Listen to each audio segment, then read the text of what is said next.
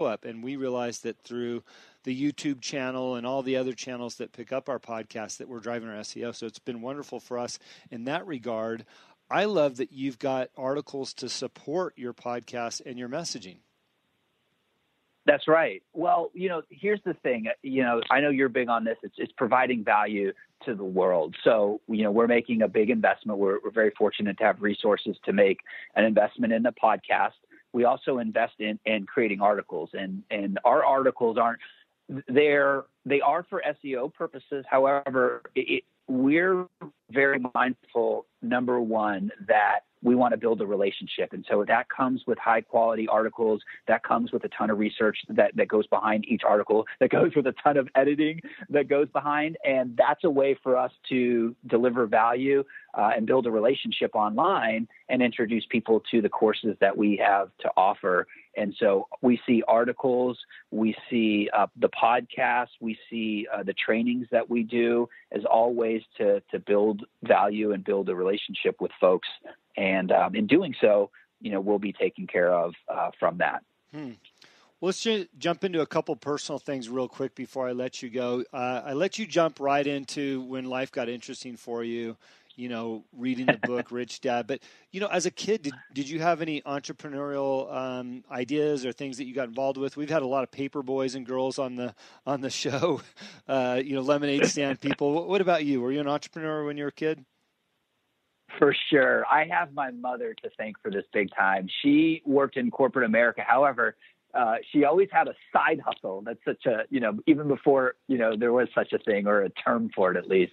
So she would do ceramics and we would sell those at fairs. She was a perfume and cologne salesperson. What else? She did eBay. So I grew up around all of these like side hustles that I saw and witnessed. Uh-huh. And so for me, what I did, I just remembered this when I was like in elementary school, like I'm thinking third or fourth grade. This is when I lived in Pittsburgh. So I was real young. I remember going to a store that sold these little crystals, and these crystals are like the things that you put in like a flower pot, mm-hmm. Or in your front yard, just shiny things. And for some reason, like all the kids wanted to collect them. So I'd go to the store, I'd buy these and I'd mark them up. Well, then competition entered the marketplace. And so I'm like, okay, what do I do? So we went from the little beads and then I bought the big beads to be different, like the big crystals. And then after that person copies me, then I'm like, okay, how do I be different? So then I took a hammer. This was probably very dangerous. But I took a hammer to these beads and I ground it up, like I pulverized it and I put it in a little bag. So it went from small bead to big bead to like this bag of whatever. Uh-huh. And then I just remember like getting called into the principal's office and them telling us like we have to stop. So my first run into regulation there, I guess.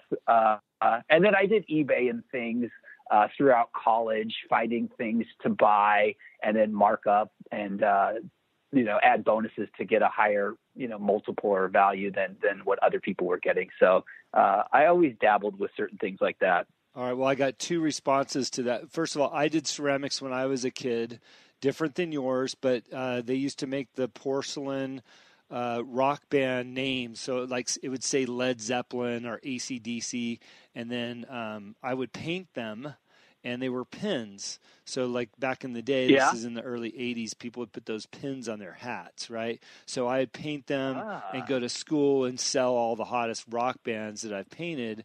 And there wasn't much competition, except I did get called into the principal's office too and got shut down. I mean, what is wrong with some entrepreneurialism when you're in junior high? I mean, seriously, folks, what's the problem there? I love it. Kindred spirits we are. Yeah. Well, I've noticed that a lot of people that we've had on this show that own their own businesses had some type of entrepreneurial spirit when they were young. You touched on something else, and this is totally outside of the box of this interview, but you mentioned eBay, and I listen to Gary Vee once in a while, and I don't know, maybe he coined the term side hustle, but there's a lot of money to be made in eBay, and or I should say extra money, like you said, just selling some household items or things that you've got around the house or things that maybe you can create or buy low and sell higher, even if it's for a few bucks. But there's no reason for anybody not to have money with eBay in the world. It's so true. When I left my previous venture, I had all this time on my hands, and I spent it with my boys, but they take naps and things like that. So I was bored. So I started looking around the house, and I found things like I wasn't using, and even like old education I had invested in for myself. And I'm like, man, I haven't looked back at that thing in years.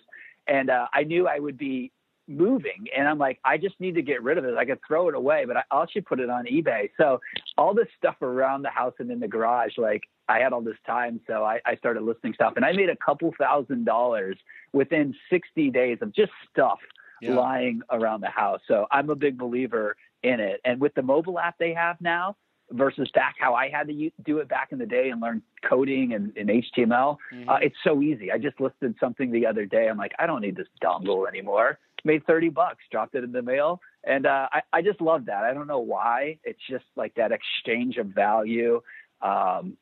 It still intrigued me, and it's $30, but it's still fun. Well, it adds up, $30 every week, an extra $100 is a nice dinner or it's a little treat for your wife or your kids or something. I love that Facebook has the marketplace too, because that's all about leaving it on your doorstep and somebody, picks it up and leaves the money underneath the, probably shouldn't be saying this because, maybe looking for money under my doorstep. But, my wife does that a lot. And, it's just a couple extra bucks. It makes you feel better than just throwing it away. We do donate a lot of things, but it's fun to make a few bucks to move on to the next thing. So I love that you brought that up because I like talking about it. So I know you said that, you've got this countdown for 5 years, but do you have any idea what's next for you? What are you thinking about? My wife loves to travel. So, this can get tricky with the kids, because they'll be, in school or, they're starting school now, and, to transplant them may be tricky, but I could see us in an RV, like traveling the U.S. I don't know logistically how that works out with their education. And I know we could homeschool, but I suspect in 5 years, one of two things: we'll have sold the venture that we have, and I'll go do that RV trip because I'll have all this time. But I will for sure be doing something because I need that creative stimulation, or we wouldn't have, and we'll be working towards that, and we'll be growing WealthFit, but it will be a household name. So those are the two scenarios I see in my head. In terms of longer than that, overall big picture, it comes down to some form of traveling and maybe building a business around the traveling, because I'll always want to do that and provide value and help and coach folks. So that's what's in the future for sure. I just don't have a crystal view of that yet. I think we are kindred spirits. This is a good opportunity to give some kudos to my wife. I have a lot of people don't know this, but I built a studio in my garage that has big windows out towards the front yard here. And as we've been interviewing, I was watching my wife back up our 32-foot trailer because we're getting ready to go camping for a week. And I see her backing it up down the street, and she's just doing a wonderful job, and she's got it all hooked up, which she went and did on her own. And by the way, based on what your goals and visions are, I will take my podcast equipment with me on this trip, and I take my computer. And most campgrounds have internet service now, which is wonderful. So I aspire to have the same thing, and I'm going to do a little bit of dabbling in that this week myself. So I'll let you know how it goes. Yeah, definitely. I'm excited for you. Please do. Man, that's exciting. So, Dustin, where can people find you at? I really appreciate you spend some time with us. Where can they keep track of what you're doing and where you're at? Yeah, I believe the best way, if you're interested, if you listen to this podcast, odds are you listen to a few. That's what the stats say. I most certainly listen to a lot of different shows. So if you're interested in the wealth conversation, everything from managing money to investing that money and maybe even starting a business, check out the Get Wealth Fit show. And that's real easy. It's getwealthfit.com, and it redirects you right to our site. And if you want to check out the articles, wealthfit.com and the resources that are there, that's probably the best way. And I do love myself some social media, and I kind of dabbled between Facebook, although I'm told I need to invest more into Instagram, and LinkedIn's very interesting for me as well. And so nonetheless, I'm either at Dustin Mathews with one T or the Dustin Mathews, because someone claimed it ahead of me.